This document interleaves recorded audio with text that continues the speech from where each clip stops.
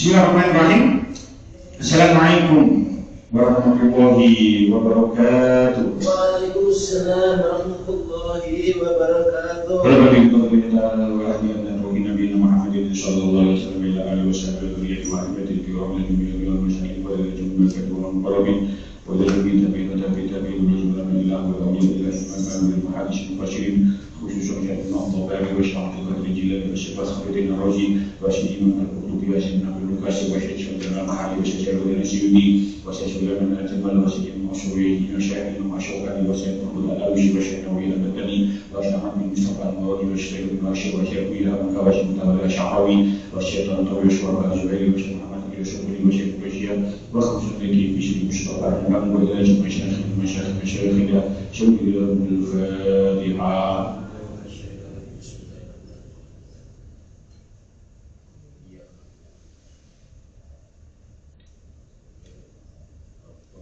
Bismillahirrahmanirrahim. Kita lanjutkan surah Al-Baqarah asik dengan ayat kalian kuswan dosa bangsa. Qala Allah Ta'ala fil Qur'anil Karim. A'udzu billahi minasyaitonir rajim. Bismillahirrahmanirrahim. Ar-rasulu bima unzila ilayhi min rabbih wal mu'minun kullun amana billahi wa malaikatihi wa kutubihi wa rusulihi la nufarriqu baina ahadin min rusulihi wa qalu sami'na wa ata'na ghufranaka rabbana wa ilaikal masir. Amanah benerakan sapa rasul utusan bima kalawan barang silakan dan turunakan besirna ilahi marang rasul min rabbi saking pangerane rasul wal mu'minuna lan pira-pira wong mukmin kulun utawi kabeh rasul lan mukminun iku amanah imanaken sapa sing kulun billahi ing Allah Ta'ala malaikat hilang pira-pira malaikat Allah wa kutubi lan pira-pira kitab Allah wa rusuli lan pira-pira utusan Allah. Lan farid orang beda-beda akan sapa ingsun baina ahadin antarane wong suci min rusuli saking pira-pira utusan Allah. Wa qalu lan ngendika sapa rasul sami'na pira kula wa ta'ala lan ngabukti kula Gufrona kami pun kula ing prapura panjenengan Rabbana dulu pengiran kula wa ilaika lan datang panjenengan al-masyuru tawi nggon bali. Kita wasyaitu kalian sepuluh besokan sawah. Nabi Muhammad sallallahu alaihi wasallam menerakan kitab Quran kang diturunaken marang panjenengani lan uga wong mukmin. Kabeh mau padha ngimanaken wujude Allah Ta'ala lan malaikate Allah, kitab-kitab suci saking Allah lan utusan-utusan Allah. Kabeh padha muni ingsun kabeh ora beda-bedakaken antarané para rasul. kabeh padha muni ingsun kabeh krungu lan nrimo perintah-perintah Allah lan ingsun kabeh padha taat. Kawula sedaya nyuwun pangapura dhuwur Gusti Allah kang dhateng panjenengan piyambak wangsul kula sedaya. Amanah Rasul telah beriman bima dengan sesuatu unzila yang diturunkan ilaihi kepadanya min Rabbih dari sisi Tuhannya. Wal mu'minuna demikian juga orang-orang yang beriman. Semuanya Rasul dan orang-orang yang mukmin itu amanah iman billahi kepada Allah, malaikatnya dan malaikat-malaikat Allah, kutubi dan kitab-kitabnya Allah, wa rusuli dan utusan-utusan Allah. La nufarriqu baina ahadin min rusuli. Kami tidak membeda-bedakan antara seorang pun dengan yang lain dari rasul-rasulnya. Wa qalu dan mereka berkata sami'na wa ata'na. Kami mendengar dan kami taat. Ghufranaka rabbana wa ilaikal masir. Mereka berdoa, alhamdulillah kami ya Rabb kami dan kepada Engkaulah tempat kami kembali. Kita ini sama membahas ayat ini. Kalau dari ini bahwasanya dua ayat terakhir penutup Al-Baqarah ini begitu istimewa, mempunyai keutamaan yang sangat banyak sehingga ini sampun kalau cerita fadilah sampai koyok ya nopo sampai mulai minggu ini wiritan maghrib wiritan subuh ditambahin sampai dua ayat terakhir surah Al-Baqarah. Betul nopo wiritan yang berdoa mana betul nopo. Dia wiritan ketika dulu ngasih ayat kursi, ada ayat kursi, mantan itu ngawasan dan ayat kursi ternyata ada fadilah yang begitu agung ketika habis sholat mau ayat kursi terus kita tambahi ayat kursi. Ini kita ngaji surah Al-Baqarah ayat 225 ini kita tahu hadis-hadisnya sokeh juga betapa banyak keutamaan ini yang kita lampaui mulai minggu ini. Ini sebagai wujud supaya kita mempunyai ilmu yang manfaat. Ilmu yang manfaat itu yang mana kita memperoleh ilmu terus diapalkan. Ini bagian dari agar kita mendapatkan ilmu yang manfaat. Ini sampun diterangkan oleh bunyi maca dua ayat terakhir surah Al-Baqarah. Nah, kita ngawas ini sampun hampir 5 tahun. Hampir 5 tahun. Ini kalau pada sekandari, jelas bulan besar. Lek ningali Hijriah ini sampun 5 tahun sebenarnya. Terus karena kita ngaji ini sampun 5 tahun, Al-Fatihah sampai sini pun mendekati penutup Al-Baqarah.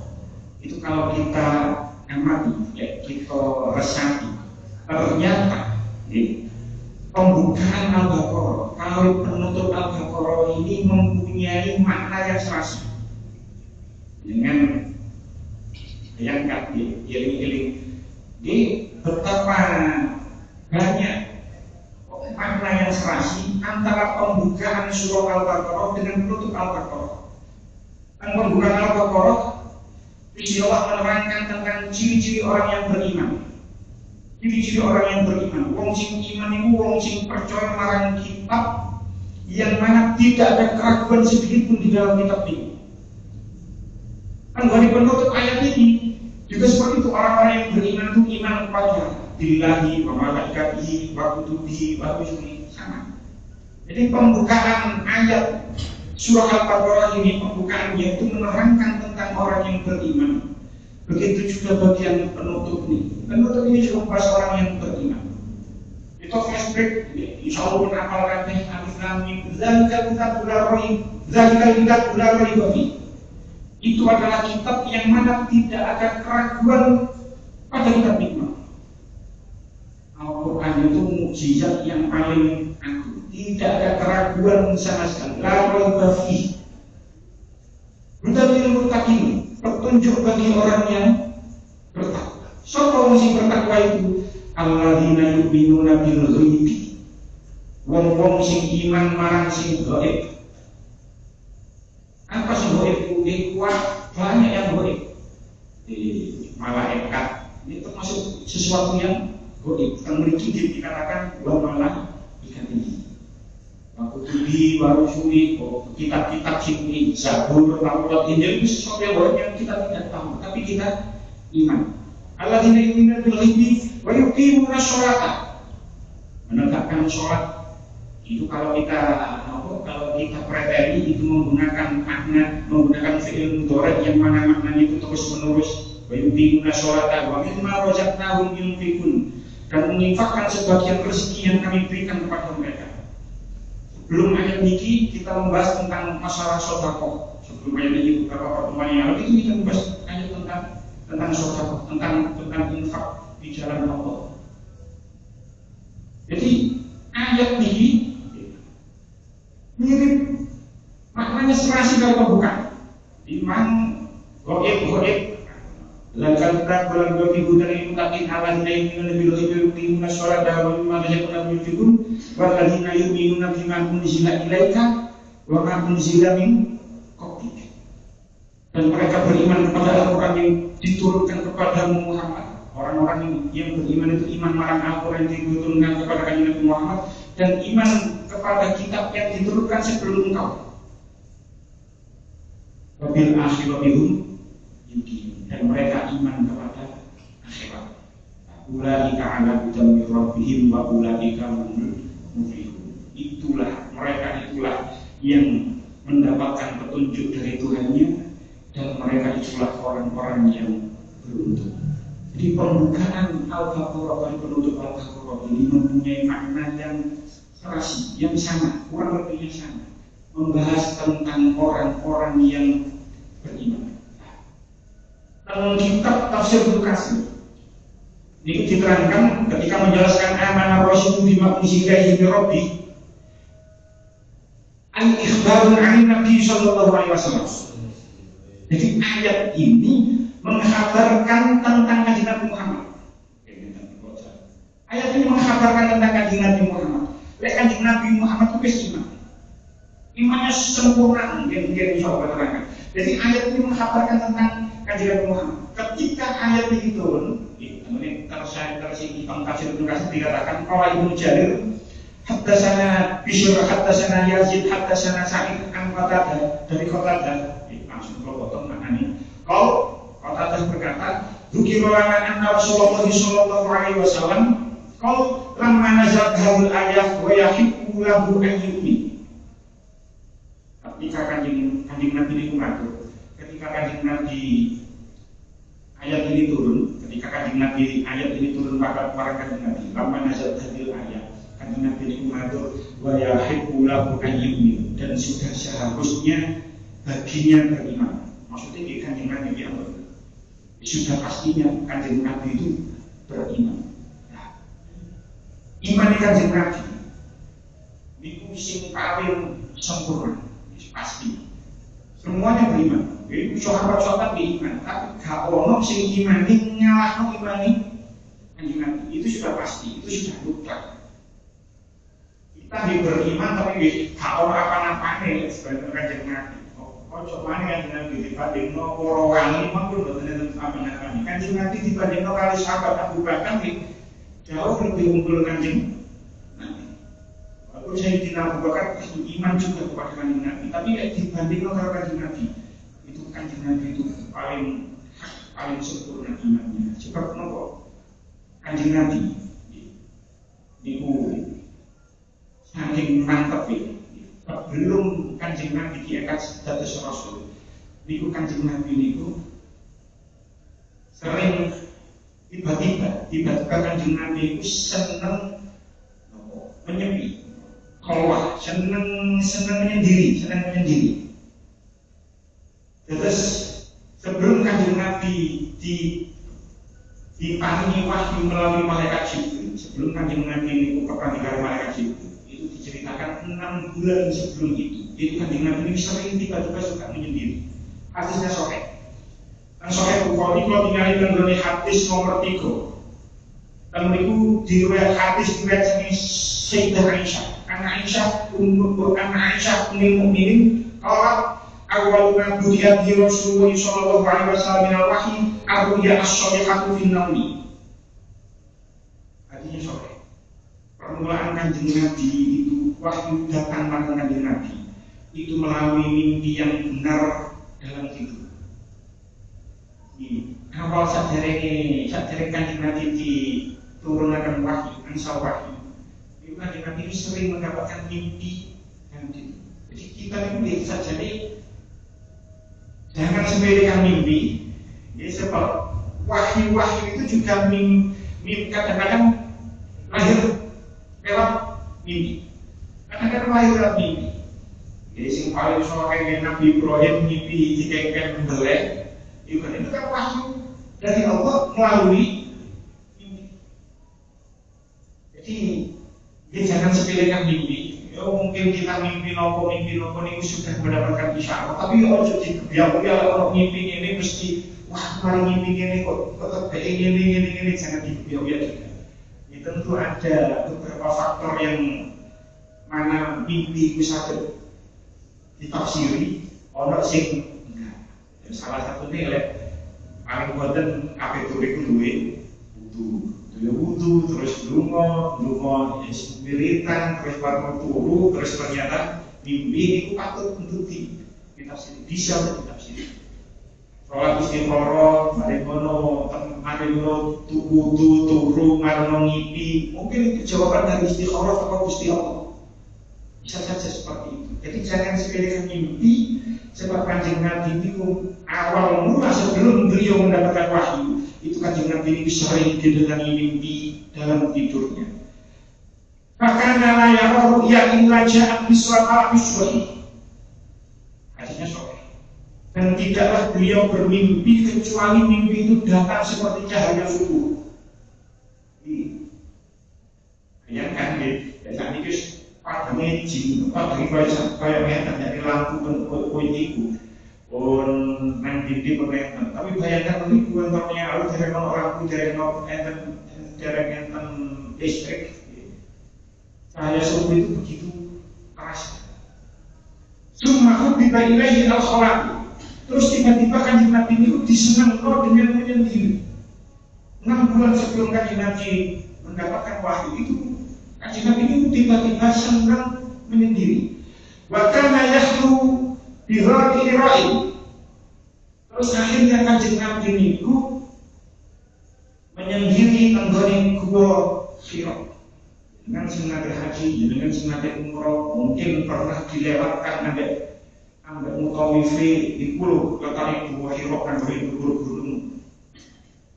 Mungkin ono sing wis tahu menjero. Itu betapa sempitnya lokasi Gua Hira itu.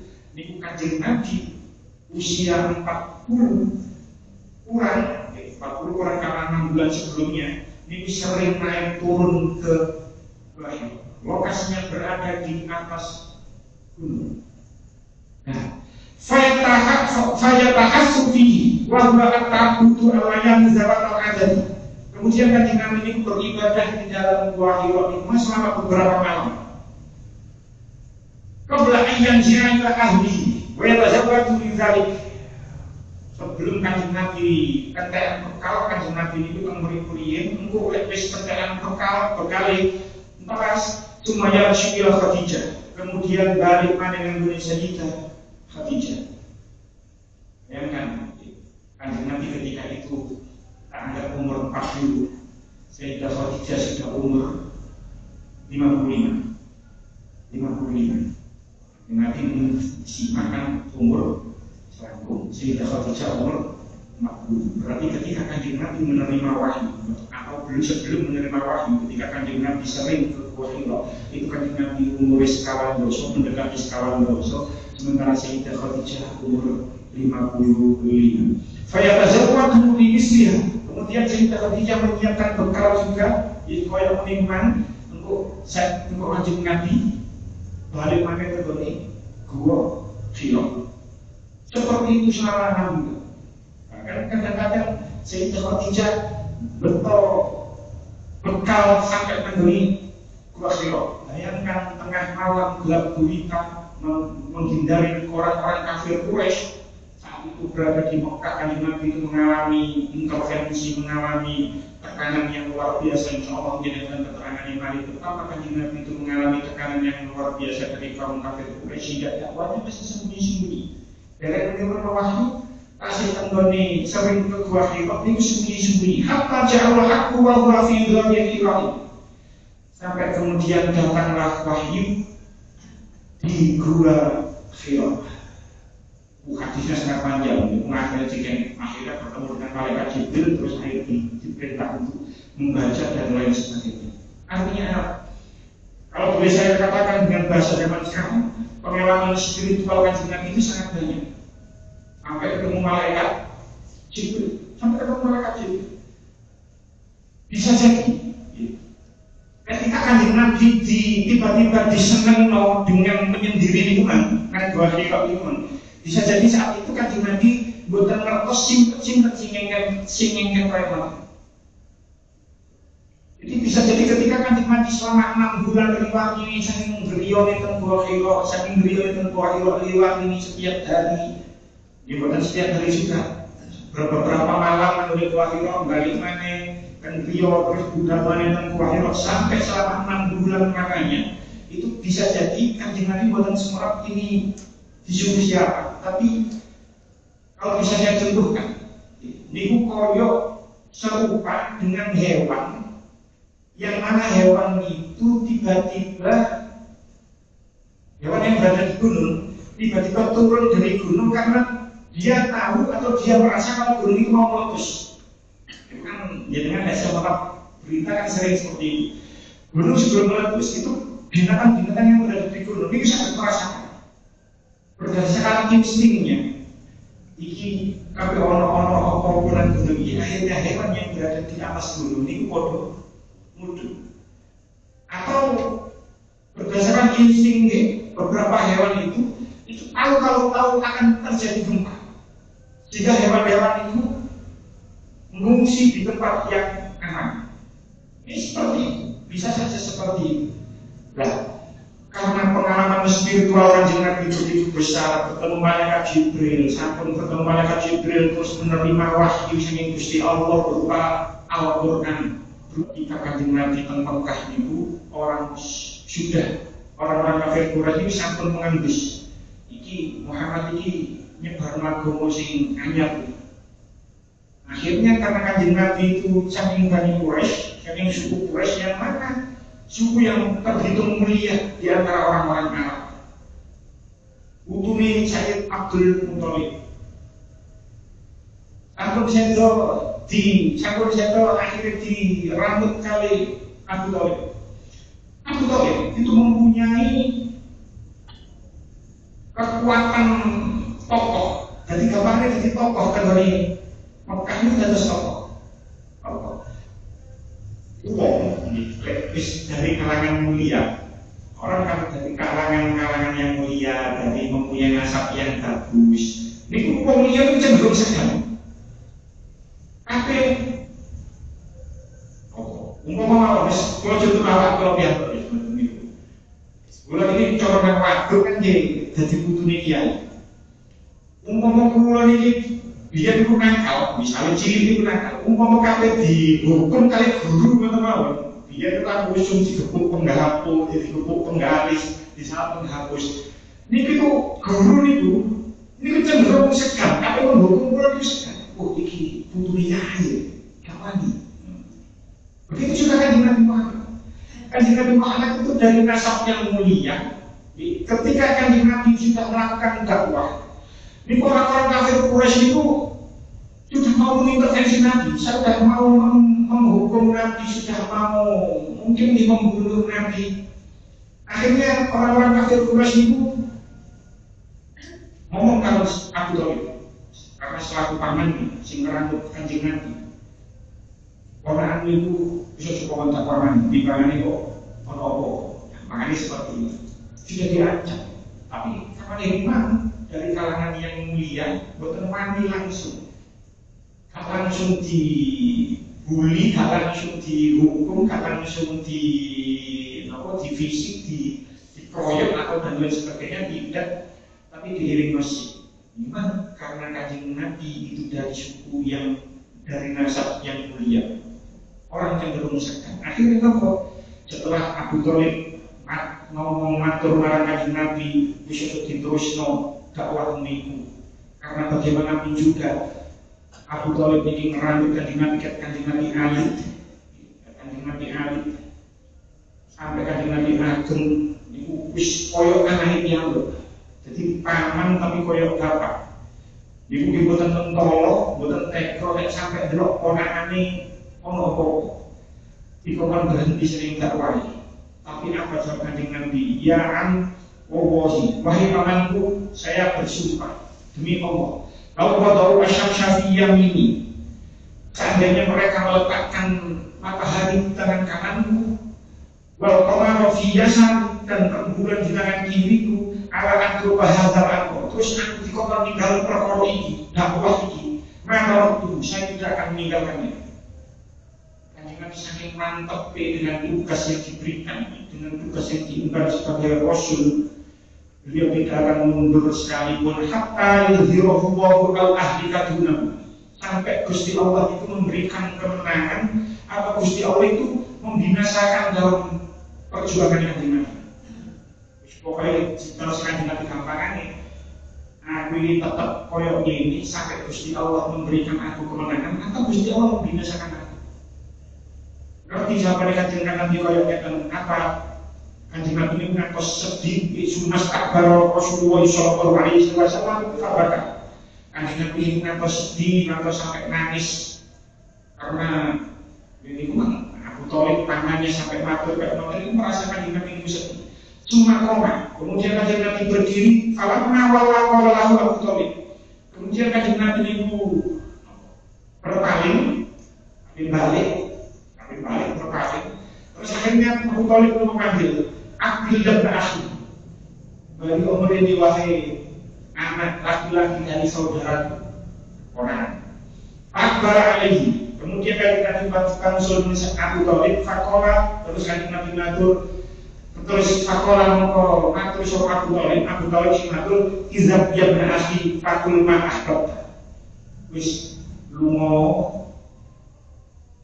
wahai anak laki-laki dari saudaraku, fakul ma ahbab, dan katakan apa yang kamu suka. Wallahi la muslimu kali syai'in abada, maka demi Allah Abu Thalib itu bisa jadi percaya Gusti Allah. Betul terus pokoknya faktor istiqamah Abu Thalib ini matur wallahi la muslimu kali syai'in abada, demi Allah saya tidak akan menyerahkanmu kepada siapapun selamanya. Dan kalau memang diserahkan supaya wis gak bisa nyebar ajarannya yang, tapi Kanjeng Nabi begitu mantapnya, begitu yakinnya, begitu imannya Kanjeng Nabi, akhirnya Kanjeng Nabi boten turun. Ini menunjukkan Kanjeng Nabi ini memang amanah Rasul. Rasul telah beriman. Dan tafsir Al-Qurtubi ini diterangkan amanah Rasul ala makna syukur. Lafaz amanah Rasul itu banyak ayat ini bermakna syukur, bermakna pujian.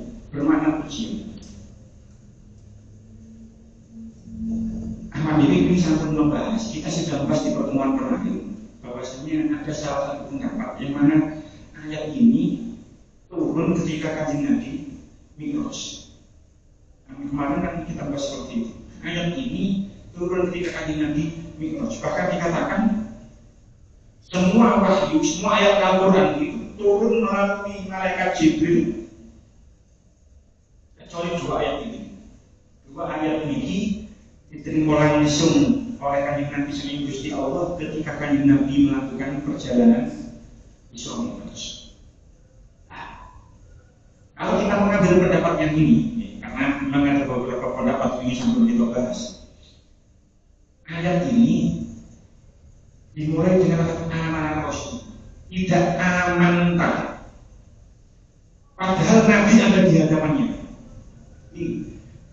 Kanjeng Nabi didhawuhi kalau Gusti Allah tidak amantah iman sapa sira, tapi amanah Rasul. Rasul telah beriman, bukan amantah kamu telah beriman, tidak. Ini mengandung makna pujian. Bukan disebut aman, tapi amanah Rasul itu adalah sebuah pujian. Oleh pembahasan Jawa atau bahasa Indonesia itu ada perbedaan memang. Ketika bahasa Jawa, mungkin ketika ngomong kalau konconi yang wis akrab, orang ngomong apa? Lek rada akrab, apa ngomong apa? Lek rada dihormati sampai kan ngomong apa? Lek sangat dihormati dikatakan mau atur apa? Ada perbedaan antara bahasa Arab kalau bahasa Inggris itu benar. Menghadapi siapa saja, yo anta. Bahasa Inggris yo you. Bahasa Indonesia sampai bahasa Jawa kan boten. Yo bisa kamu, engkau, anda, bisa dengan apa ya. Tapi bahasa Arab anta yo anta. Kalau kan mesti dihalus oleh anta itu nopo. Bahasa Inggris itu yo nopo. Ayat ini, kalau kita mengambil pendapat kalau Kanjeng Nabi ini wali kota Surabaya Eri Cahyadi mengumpulkan semua camat-camat yang ada di kota Surabaya dikumpulkan. Terus kalau camat rumput, anggapan camat rumput jenenge Zaid, anggapan camat rumput jenenge Zaid.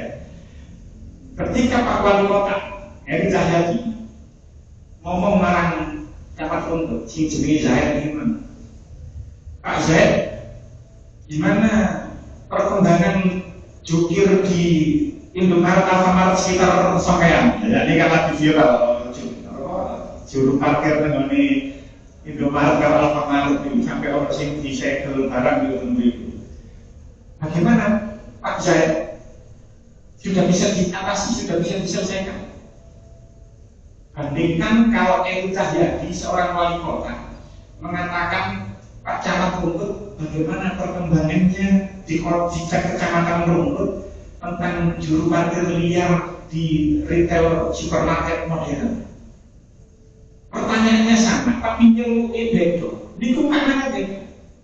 Niku lebih terhormat nyeluk Pak Zaid atau Pak Camat? Pak Camat. Karena yang dipanggil itu gelarnya, julukannya, gelarnya, sesuatu yang dijabatnya. Begitu juga misalnya jenengan matur marang yai pun gak ada jeneng, tapi ya jadi misalnya profesor sudah punya nama atau presiden Pak Prabowo misalnya, tapi dibandingkan kita mengucapkan Pak Prabowo atau Bapak Presiden itu lebih terhormat, lebih menghormati kalau kita mengucapkan Bapak Presiden. Itu juga amanah Rasul. Allah begitu memberikan penghormatan marang Kanjeng Nabi sehingga menyebut amanah Rasul. Rasul telah beriman, bukan amanah, iman kamu telah beriman tidak. Gusti Allah menghormat marang Kanjeng Nabi, begitu menghormati oleh Kanjeng Nabi, maka kita sebagai orang yang iman harus menghormati Kanjeng Nabi. Gusti Allah menghormati Kanjeng Nabi itu melafatkan lafaz amanah Rasul, tidak amanah. Ojo sampai awak diri sebagai orang yang beriman kok malah orang hormat marang Kanjeng Nabi. Gusti Allah memberikan penghormatan yang begitu luar biasa, menyebut amanah Rasulullah SAW ini mengaku orang yang beriman kok gak menghormati Kanjeng Nabi. Salah satu kalau bukti kalau kita menghormati Kanjeng Nabi, yo ketika kita membaca sholawat, yo sing hati sing khusyuk, hati sing khusyuk madhep marang Gusti Allah, membayangkan seolah-olah Kanjeng Nabi berada di depannya, sing khusyuk. Maka ini bisa jadi kalau boten cocok. Kalau acara majelis sholawat itu sudah joget-joget kalau sing viral-viral, itu bisa jadi boten cocok. Ini mau lo sholawat kok sholawat joget. Joget-joget. Boleh gak cocok sholawat ngumpul lanang wedok jejer, dekat-dekat malah pacare gunakan duit sholawat. Sebab cocok belas. Di tengah-tengah sholawat malah rokokan jedal, itu cocok belas. Bagaimana kita bisa mengatakan kita menghormati Kanjeng Nabi, tetapi ketika kita membaca sholawat marang Kanjeng Nabi, kita malah joget-joget, malah ikhtilat kumpul lanang karo itu sing boten mahram, malah rokokan di tengah-tengah sholawat. Maka ini sing cocok ini wis Kalau nariangan ini, ya sebenarnya sih kalau cocok ini wis. Wis poconan ya, sing ati sing khusyuk. Wis masih wong sing melok titik-titik mboten napa-napa, sing penting maca sholawat atine khusyuk. Ate joget-joget, gak kumpulan nang wedok campur dadi siji, gak ono sing rokokan. Mangke timbangane nek tau mendang-mending timbangane nang karaoke, timbangane bugem, timbangane boten karu-karuan mending sholat joget-joget wis balik di kapan-kapan wis repot lek ojo kapan-kapan iki pancen dibanding banget koyo ngono karaokean bisa yo mending sholat sing joget-joget niku man tapi iki kelas pribadi boten cocok kula nek cara-cara terus nonton niku man belum balik terkait ada. Jadi ketika balik ke tafsir Al-Qurtubi amanah Rasul terus lanjutannya ayat amanah Rasul bima unzila ilaihi min rabbih bima unzila ilaihi min rabbih ay sadaqa Rasul bima unzila ilaihi min rabbih. Kanjeng Nabi itu membenarkan dengan apa yang diturunkan oleh Allah kepadanya dari sisi Tuhannya. Kanjeng Nabi membenarkan ketika kanjeng Nabi diatur oleh Gusti Allah amanah Rasul bima unzila ilaihi min rabbih. Ini dengan ayat karena ini dikatakan atas Allah dikatakan fa'arada an-nabiy sallallahu alaihi wasallam yusyarika ummatahu fil karamati wal fadilah. Kanjeng Nabi ini menginginkan agar umatnya itu mendapatkan keutamaan dan kemuliaan. Akhirnya umat ini dikatut oleh kanjeng Nabi. Akhirnya kanjeng Nabi matur wal mu'minuna kullun amana billahi wa malaikatihi wa kutubihi wa rusulihi. Niki gawe kanjeng Nabi. Tapi ketika Gusti Allah matur amana rasul bima unzila ilaihi rabbih, kanjeng Nabi ini saking kepingine umat supaya mendapatkan fadilah, supaya mendapatkan keutamaan, supaya mendapatkan kemuliaan. Umat ini itu dikatut no ayyusyamika dikatut wal mu'minuna kan orang-orang yang mukmin iman kullun amana billahi kullun syadwoyo yu rasul dan orang-orang yang beriman itu iman billahi pada Allah wa malaikati dan malaikat-malaikat Allah wa kutubi dan kitab-kitab Allah wa rusulihi dan rasul-rasul Allah. Saking cinta kanjeng Nabi ini sampai mengatur, sampai menyebut para mukmin.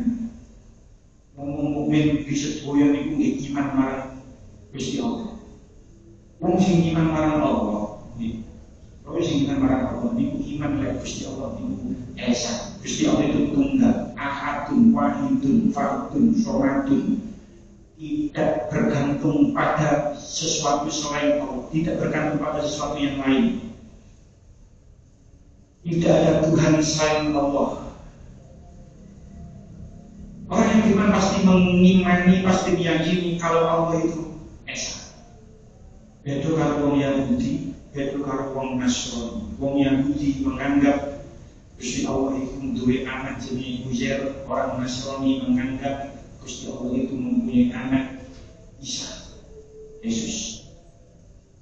Jadi orang iman itu tauhid, mengimani Gusti Allah itu Esa. Amanah billah, kullun amanah billahi wa malaikatihi. Wong iman itu ya iman marang malaikat. Semua malaikat itu kelahiran baik. Kula kali panjenengan makane kula maca ini itu ada persamaan makna dengan pembukaan Al-Baqarah. Alladzina yu'minuna bil ghaibi. Orang-orang yang beriman pada Allah. Kan ini dikatakan kullun amana billahi wa malaikatihi. Malaikat itu ghaib. Kalau kalian menjadikan gak ngerti malaikat itu apa, ya gak bisa dibuktikan kalau malaikat itu apa. Ayo, masih bisa membuktikan kalau malaikat itu ada. Gak bisa. Tapi karena Gusti Allah matur oleh malaikat itu ono muasur jadi malaikat, kanjeng Nabi dimatur kados ngaten. Kula kan panjenengan iman tanpa bukti, iman tanpa bukti apapun. Maksudnya bukti sing bersifat indrawi, bukti sing bersifat indrawi. boten saged ditingali kali meripat, boten saged dirasakno nek nyekel, boten saged dinapak dirasakno kali anggu, tidak bisa dibuktikan secara indera.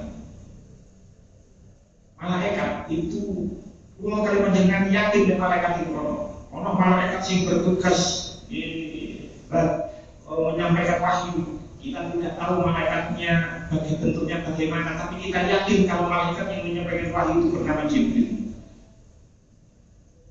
Kita meyakini kalau ada malaikat yang bertugas membagi rezeki. Kalau panjenengan mboten separah malaikat yang ono bentuke malaikat itu mang, tapi kita tahu kalau malaikat itu bernama Mikail. Kalau panjenengan roh yang dino wong mati, ono malaikat sing bertugas mencabut nyawa. Kalau panjenengan gak ngerti malaikat, tapi kalau panjenengan roh itu jenenge malaikat Israil. Kalau panjenengan yakin nek kiamat itu bakal teko, itu sesuatu yang goib. Kiamat itu pasti datang. Itu kita tidak tahu kapan, itu sesuatu yang goib. Tapi kita yakin kalau kiamat itu nanti akan datang. Terus ono malaikat sing bertugas meniup sangkakala, yaitu malaikat Israil. Malaikat Israil itu Pak, diciptakan sampai saat ini dulu bertugas sama sekali. Dulu bertugas sama sekali malaikat Israil itu. Jadi kita diciptakan, dan malaikat yang kan bertugas sekali. Malaikat Jibril bertugas, malaikat Mikail bertugas, Israil, pemain Israil, bertugas kawan di dalam Israil ini, misalnya dunia. Malaikat Israil ini juga diciptakan sampai saat ini, guru nggak bertugas sama sekali. Sama kaya manusia tadi bentuknya, itu siapkan untuk malaikat Israil itu. Kalau perintah toh, diceritakan malaikat Israil itu selalu melihat atas. Kalau perintah itu coba wis langsung disebut dan begitu ini malaikat Israil itu dan bertugas sama sekali. Dan kita ya tahu kalau 4 malaikat ini adalah gambaran komandan. Komandannya malaikat yang takat ini, Jibril, Mikail, Israil ini 4 komandan malaikat. Dan kita tahu ono nanggung kubur, si bagian nakoni bukan nakir, kita tahu si bagian mencatat amal kebaikan keburukan. Kita tahu semuanya. Kita benar semerap bentukin malaikat yang nopo, tapi kita ingin marah malaikat. Tanpa kecuali. Itu kan orang Yahudi. Orang Yahudi ini memusuhi malaikat Jibril. Orang Yahudi memusuhi malaikat Jibril. Ketika malaikat Jibril menurunkan bertugas menyampaikan wahyu kepada Nabi Muhammad. Itu Al-Quran itu sih menyampaikan itu melalui perantara malaikat Jibril. Ketika orang-orang Yahudi itu tahu, ini tak usah Al-Quran, tapi malaikat Jibril. Orang Yahudi gak gelem. Kalau saya membawa sing ngekei wahyu Mikail, aku gelem iman. Jadi orang-orang Yahudi itu memusuhi malaikat Jibril. Betul tak bukan sing dimusuhi itu malaikat Jibril. Orang-orang Yahudi ini. Kita itu iman barang semua malaikat. Rasulullah yang waktu di dan kitab-kitabnya. Kitab-kitab Allah kita yakin, kita iman sebenarnya. Kalau kita bisa kalau kita Taurat, kalau kita Injil, kalau suhuf Ibrahim, suhuf Musa, ada suhuf Nabi Syed, Nabi yang lain. Itu kita iman. Walaupun kita meyakini kalau yang ada sekarang itu sudah kita aslikan. Tapi kita iman biar itu nabi-nabi itu anak sing diparingi suhuf, ono sing diparingi kitab. Kita mengimani kalau ono kitab Zabur, ono kitab Taurat, ono kitab Injil, kita mengimani itu semua. Waktu itu diwarusui dan rasul-rasul. Kita meyakini semua rasul. Sing kita yakin, sing kita wajib ngerti namun sekali. Ada rasul yang sangat banyak. Diceritakan ada 313 jumlah rasul. Ada yang mengatakan ambek nabi ini sampai 100 pakai kurang. Ada 124.000 nabi, ada 313 rasul. Kita meyakini semua rasul. Kita iman pada semua rasul. Semua yang diceritakan dengan Al-Quran, kita mengimani semua rasul-rasul itu beda dengan orang-orang Bani Israel, beda dengan orang-orang Nasrani. Orang-orang Bani Israil itu, kalau orang-orang Nasrani ini bukan percaya kan Nabi Muhammad itu adalah Rasulullah terakhir yang diutus oleh Allah. Bukan percaya. Orang-orang Yahudi itu, bahkan orang-orang Yahudi itu membunuh Rasulnya sendiri. Ibu lihat, jangan ada yang tersisi, insya Allah. Ini betapa banyak mereka itu orang-orang Bani Israil itu membunuh nabinya. Nabi Zakaria itu dipateni kali orang-orang Bani Israil. Nabi Yahya itu dipateni kali orang-orang Bani Israil. Nabi Zakaria itu ceritanya digergaji, Nabi Yahya ini sampai dipenggal kepalanya. Bahkan diceritakan sampai 70 nabi ini pernah dibunuh oleh orang-orang kaum Bani Israil. Betapa orang-orang Bani Israil seperti Nabi Rasul yang diutus kepadanya pun sampai dibunuh oleh kaum Bani Israil. Sementara kaum Nasrani malah gunggungan, malah Rasul yang diutus kepada mereka malah dituhankan. Ia terbantu. Sing wong Bani Israil, sing orang-orang Yahudi itu membunuh, sing Bani Israil, sing Nasrani, karena kalau sebagian dari kaum Bani Israil itu begitu mengimani Nabi Isa sampai mengkultuskan Nabi Isa sehingga dikatakan Isa itu adalah anak Tuhan. Sementara Islam semua meyakini iman marang semua Rasul, semua Nabi tanpa terkecuali. Boten enten satupun umat Islam yang mengkultuskan Nabi Muhammad sampai mengatakan Nabi Muhammad sebagai Tuhan. Boten enten. Itu kalau orang Nasrani yang mengkultuskan Nabi Isa sampai menuhankan Isa, Nabi Isa. Tapi tengah Islam tidak. Ahli sholat mau mawon nih. Saat mengkultuskan Nabi Muhammad, tetap menganggap Nabi Muhammad itu adalah Rasulullah. Nah, orang-orang yang beriman itulah nufarriqu baina ahadin mir rusul, tidak membeda-bedakan antara satu rasul dengan rasul yang lain. Bukan membeda-bedakan sama sekali. Bukan membedakan Nabi Isa, bukan membedakan Nabi Musa. Ketika Nabi Isa dikultuskan, terus akhirnya Nabi Isa diangkat ke langit, kita meyakini suatu hari nanti akhir zaman Nabi Isa itu turun lagi ke bumi. Kita meyakini itu. Ini Nabi Isa pernah bermain dengan bumi ketika wis dino akhir, ketika dino kiamat. Terus Nabi Isa membunuh Dajjal, menghancurkan salib dan lain sebagainya. Kita meyakini itu semua iman kabeh putusan Gusti Allah. Nabi Isa turun lagi tidak membawa syariat sendiri, tapi beliau tetap meneruskan syariat Nabi Muhammad Shallallahu Alaihi Wasallam. Lanjutan ayat, orang-orang yang beriman itu tidak membedakan antara satu rasul dengan rasul yang lain.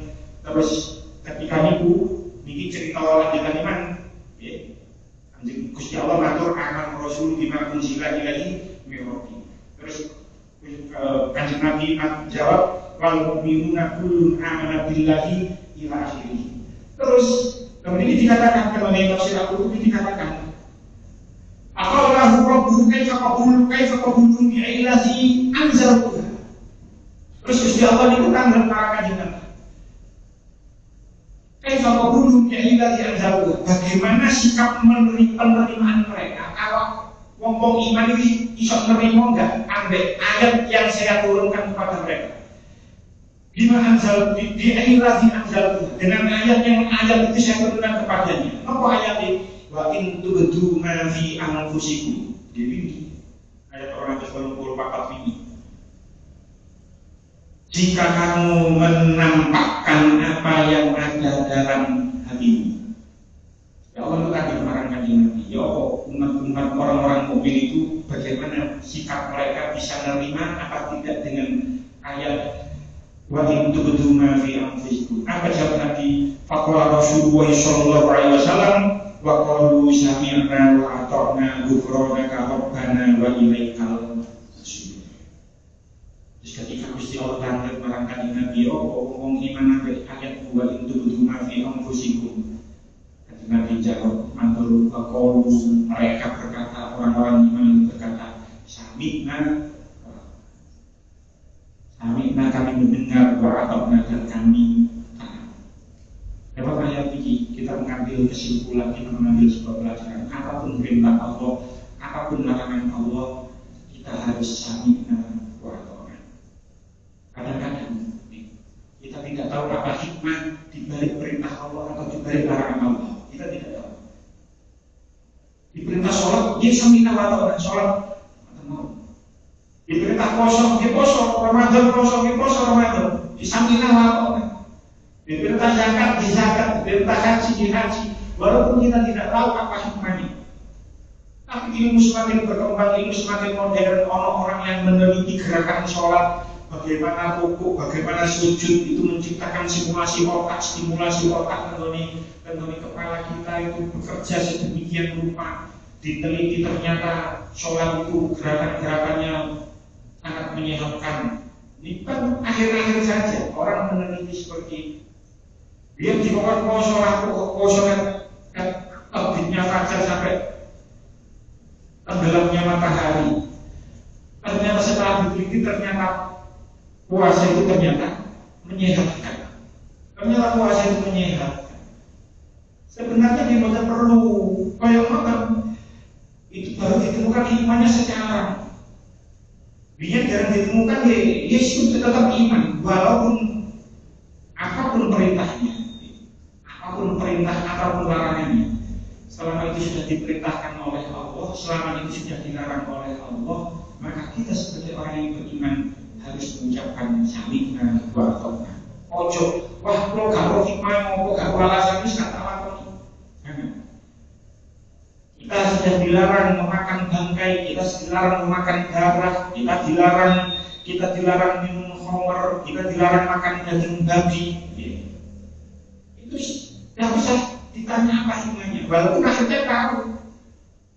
Ilmu kedokteran membuktikan darah itu mengandung banyak bakteri, bangkai juga mengandung banyak bakteri. Nanti kalau dimakan nanti bisa menyebabkan sakit, organ tubuh menjadi rusak dan lain sebagainya.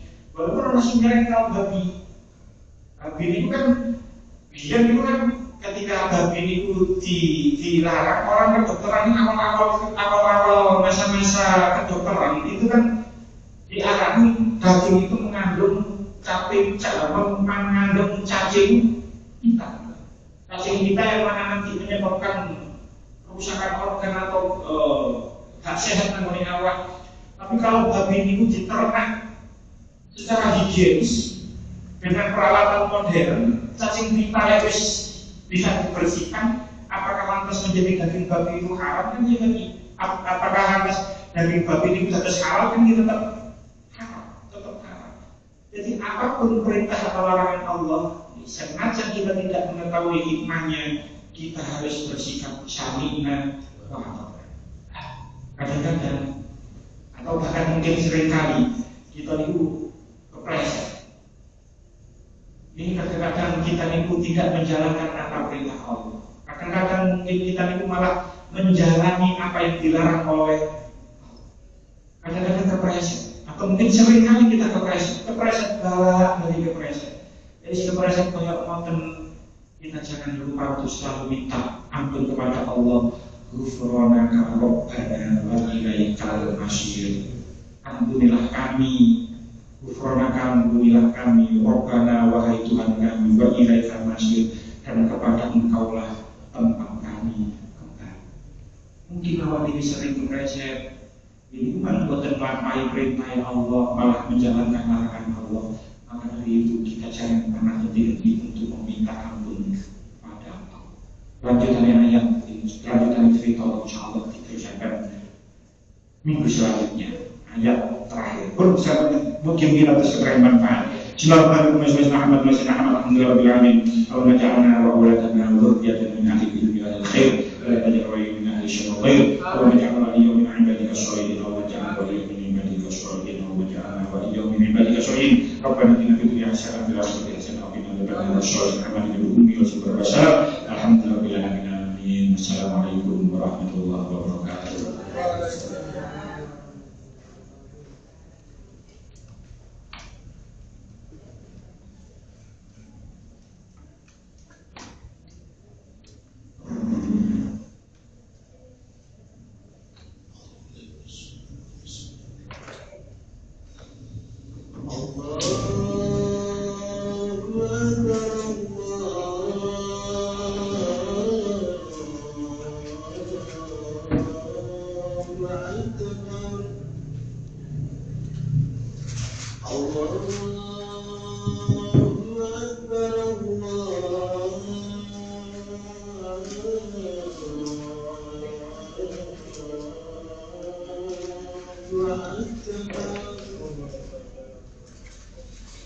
أشهد أن لا